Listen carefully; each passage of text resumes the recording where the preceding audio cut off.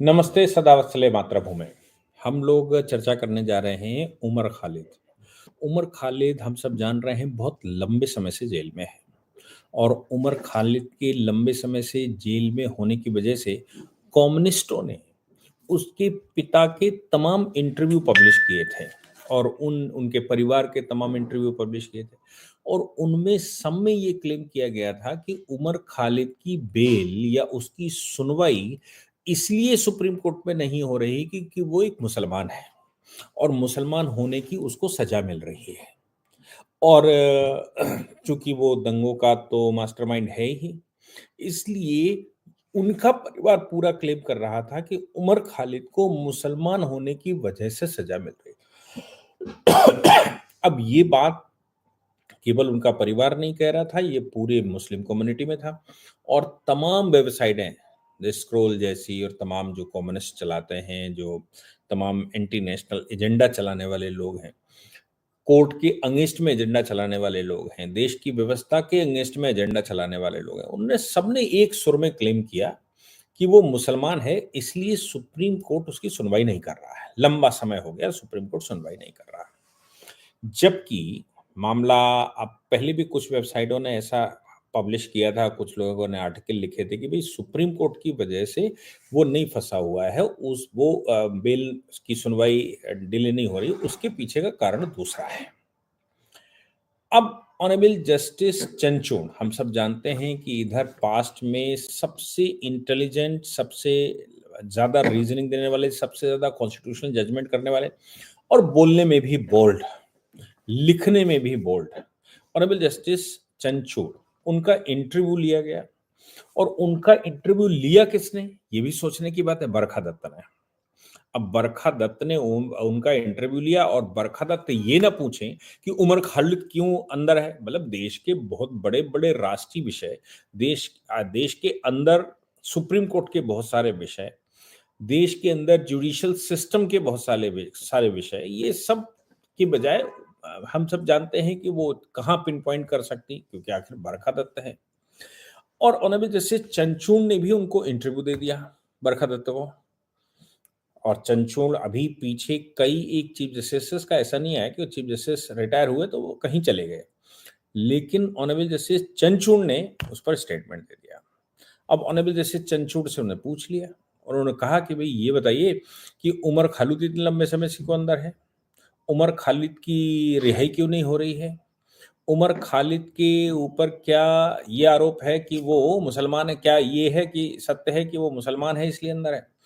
फिर ये पूछ लिया कि उमर खालिद के केस में सुनवाई ऑनरेबल जस्टिस चंद्रचूड़ से ही क्यों करवाना चाहते थे कपिल सिब्बल।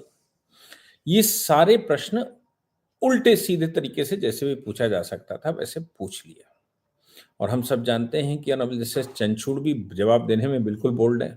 उन्होंने कहा कि भाई मेरी वजह से नहीं है, ये कोर्ट की वजह से नहीं है, ये किसी सिस्टम की वजह से नहीं है, इस सबके पीछे तो कपिल सिब्बल, प्रशांत भूषण और ये जो पूरा ग्रुप है, ये इनके पीछे है।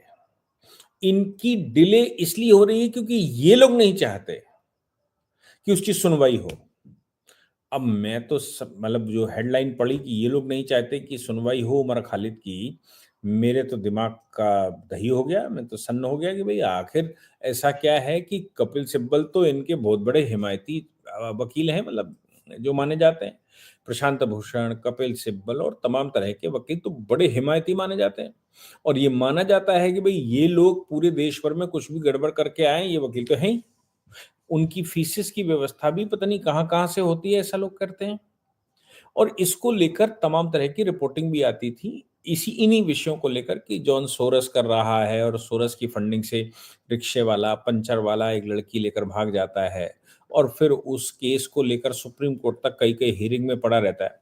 तो सुप्रीम कोर्ट में कई हियरिंग में वो क्यों आगे बढ़ रहा है, उस पर बार-बार एडजर्नमेंट क्यों लिया जा रहा है, उसको एकदम तत्काल क्यों नहीं सुना जा रहा है। तो उसका कारण मतलब जैसे चंद्रचूड़ ने बताया। हालाँकि उससे पहले भी हम सब जानते हैं कि डिस्ट्रिक्ट कोर्ट में जब मामला था तो मेरे ख्याल से 10 या 11 महीने में डिस्ट्रिक्ट कोर्ट ने डिसाइड कर दिया था। मामला हाई कोर्ट आया था, उसने भी 6 महीने में डिसाइड कर दिया था। फिर मामला सुप्रीम कोर्ट आया ऑनरेबल जस्टिस बेला त्रिवेदी की ऐसा कहते हैं कि उनकी अदालत में पढ़ा। मैं मतलब अच्छी अदालत में पढ़ा, अच्छी अदालत मतलब मैं मान के चलूँ किसी अदालत में भी पढ़ा। अब उस अदालत में कपिल सिब्बल एंड कंपनी जब भी खड़े होते, तो वो उनसे एडजमेंट माँग लेते। 7 बार 14 तारीखें पड़ी होंगी या 14 का वो आंकड़ा दिया गया, 7 बार एडजमेंट माँगा गया। यानी कि 7 बार केस आगे बढ़ा दिया जाए, तारीख दे दी जाए, ये कपिल सिब्बल साहब ने माँगा। फिर ये खबर आई कि वो ऑनरेबल जस्टिस चंद्रचूड़ जब जिस समय चीफ जस्टिस थे या अदालत में थे, उनसे सुनवाना चाहते हैं।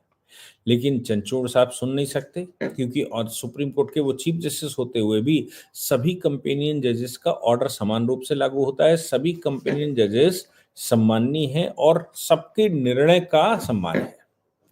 और एक बार किसी को अलॉट हो गया केस, तो वो जब तक खुद विड्रॉ ना कर जाए उस केस से, तब तक वही सुनेंगे। तो जिस अदालत में मामला पड़ा, वो अदालत उसको सुन रही है। कपिल सिब्बल सुलझाना नहीं चाहते। अब इस शब्द का जो इस मामले को जो शब्द दिया गया, वो था फोरम शॉपिंग। फोरम की शॉप, फोरम से मतलब है अदालत। वो स्थान कौन होगा, वो कौन सा फोरम है जहां से शॉपिंग करनी है। अब इसको हाई कोर्टों में जाएंगे तो तमाम तरह के जो प्रैक्टिस करने वाले वकील हैं वो ये कहते हैं कि ये कोर्ट की टैक्टिक है। कौन सी अदालत को वो अच्छा मानते हैं, कौन सी अदालत को बुरा मानते हैं, कौन सी अदालत को वकीलों के लिए मानते हैं, कौन सी अदालतों को रेंट कंट्रोल के लिए मानते हैं, ये सब हाई कोर्ट में पता होता है। इसलिए केस फाइलिंग में कभी सुना होगा कि मामला हाई कोर्ट के वकील साहब को दे दिया, वो 4 महीने से रखे हुए, उन्होंने फाइल ही नहीं किया। इसलिए फाइल नहीं किया कि जो रोस्टर तय हुआ होगा, उस रोस्टर में मामला जिस कोर्ट में जा रहा होगा, उनको पता है कि इसमें एडवर्स ऑफ ऑर्डर हो जाएगा, इसमें ऑर्डर सही नहीं होगा। वो किस प्रकार की सुनवाई करते हैं और क्या उनका मोडस ऑपरेंडी है। फिर अगर महीने 2 महीने बाद रोस्टर बदला, तो रोस्टर बदलने पर जज बदल गया, जज बदल गया तो उनको लगता है कि ये वाला मामला, ये जज साहब इस पर अच्छा ऑर्डर करते हैं, तो फिर तब तक इंतजार करते हैं, फिर वो फाइल करते हैं। लेकिन अगर फाइल हो जाए तो फाइल अगर कोर्ट में केस फाइल है, सुनवाई चल रही है, तो फिर फोरम शॉपिंग के माध्यम से दूसरी अदालत मांगी जाती है कि भाई मैं दूसरी अदालत में सुनवाना चाहता हूं, लेकिन दूसरी अदालत तो चीफ जस्टिस का अधिकार है। Honourable justice D.Y.. चंद्रचूड़ की अदालत में सुनवाई हो, चीफ जस्टिस की अदालत में सुनवाई हो, इसके लिए बारंबार मेंशन भी किया जा रहा होगा या कहा जा रहा होगा। तो ऑनरेबल जस्टिस डी.वाई. चंद्रचूड़ साहब ने बरखा दत्त को दिए इंटरव्यू में कह दिया कि उमर खालिद के अंदर रहने या सुनवाई तेजी से ना होने या सुनवाई ना हो पाने का कारण खुद उनके वकील हैं, खुद वो हैं, क्योंकि वो पेपर शॉपिंग कर रहे हैं। अब पेपर शॉपिंग का जब शॉपिंग शब्द इस्तेमाल हुआ, तो उसके अर्थ भी बड़े गलत तरीके से लगाए जा सकते हैं। और अर्थ ये लगाए जा सकते हैं कि भाई क्या कुछ खरीद फरोख्त हो रही है उस मामले में सेटल करने के लिए, क्या फोरम के साथ कुछ हो रहा है, ऐसा नहीं माना जाता। कानून के जो प्रैक्टिशनर हैं उनकी भाषा में ये कहना शुरू कर दिया है कि भाई वो फोरम बदलना चाहते हैं, वो अदालत बदलना चाहते हैं, ट्रांसफर लेना चाहते हैं, दूसरी अदालत उनकी सुनवाई करे, या वो अदालत तय करना चाहते हैं कौन सी अदालत हमारी सुनवाई करे।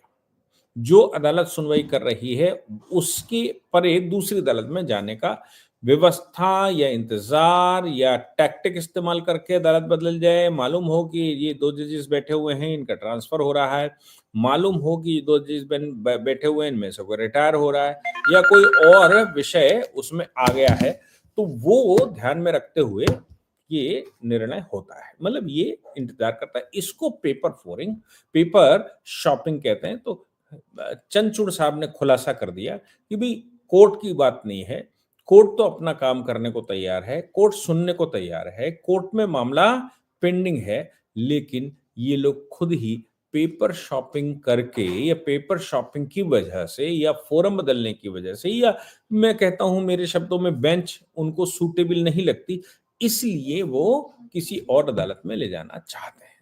जय हिंद, जय भारत, वंदे मातरम।